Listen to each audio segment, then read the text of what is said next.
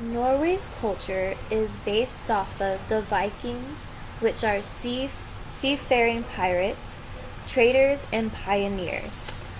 The Norwegian farm culture to this day results from scarce resources and a harsh climate, but also from ancient property laws. Norwegian culture blossomed as efforts continue to achieve independent identity in the areas of literature, art, and music. Norwegian art was based off of the artwork of Viking art, which they used metal work, making pinnacle brooches, weather vanes, weapons, jewelry, and coins. The defining part of Norwegian art was the painting of Johan Dolk, who is considered the father of Norwegian landscape painting. He created a painting of the landscape west of Norway. The later part of the 1800s rise in the movements of the day, which was Impressionism and Neo-Romanticism. Norway's new-founded independence from Denmark encouraged painters to develop their own Norwegian identity. A well-known Norwegian artist is Edgar Munch, influenced symbolism and expressionism in his paintings.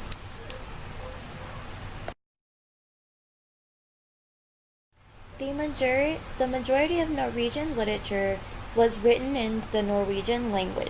Earliest literature was Eddic poems of the 9th and 10th centuries. In the 20th century, literature became social and political commentary. Hannes Magnus Eisenberg wrote a small book on Norway, saying the country is simultaneously an ethnological museum and a future laboratory. Norwegian literature attained international acclaim in the 1790s with Jostein Gaarder's novel Sophien's World, which was translated into 40 languages. Norwegians loved their unique land lying partly in the Arctic Circle, but poverty and class privilege made them consider immigration favorably. Clegg Pearson was a courageous and adventurous man who earned the title the father of Norwegian immigration to America. Born Clegg Pearson Hesselsten in Norway in 1782, was a young man. He traveled widely in Europe. When he returned to Norway, he found himself in symphony with the Quakers or separationists. John Nordbid was the first permanent settler in Texas. He was an elderly farmer and self-educated physician. Beginning in the 1830s, large numbers of Norwegians migrated to America.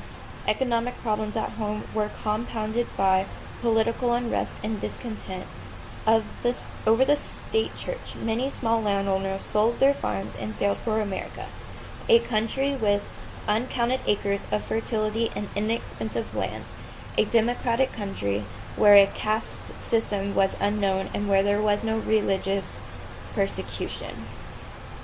One of the most remarkable Norwegians to settle in Texas was Elise Amalie Tvede, who arrived at Brownsboro in 1847, who is a daughter of a Lutheran pastor. She went far beyond the social constraints for women of her day. At the age of 19, she became a school teacher, which was very unusual for women then. All those who have been in America a few years, with a few exceptions, are in content and independent positions. They do not suffer want, taxes and rent encumber no one, and fear of confiscation of property does not trouble their minds. The majority still live in their original log cabins, which, however, are always a good deal better than the mountain huts in which they lived in Norway. In 1852, the letters from Texas Norwegians were given great promise in the Norwegian labor movement chief newspaper. The editor, Marcus Thrane, hoped to encourage poorly paid workers to migrate to Texas, thus creating a labor shortage at home. This built up pressure for higher wages and shorter hours at home. The first homes were built either of logs or stone. The end of the logs were notched so that they could be crossed and fitted together at the corners. Caulking was necessary to fill cracks in the wall. Stone homes were much more difficult to build, since the stone was quarried and shaped by hand, with the help of hammers, chisels, and an occasional saw. Most of the first homes were log cabins.